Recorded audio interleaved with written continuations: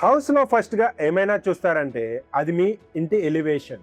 Elevation అంటే just design కాదు, అది మీ హౌస్ ఐడెంటిటీ. కానీ చాలా మంది ఓవర్ గా డిజైన్ చేసి తర్వాత మెయింటెనెన్స్ కి కష్టపడతాం.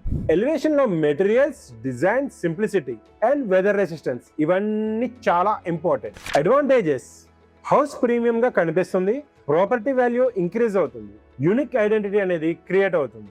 కామన్ మిస్టేక్స్: కాంప్లెక్స్ డిజైన్ ఉంటే మెయింటెనెన్స్ కాస్ట్ ఎక్కువ, చీప్ మెటీరియల్స్ ఫేడ్ అవుతాయి, వర్క్మెన్షిప్ పూర్ గా ఉంటే క్రాక్స్, సీపేజెస్ వస్తాయి.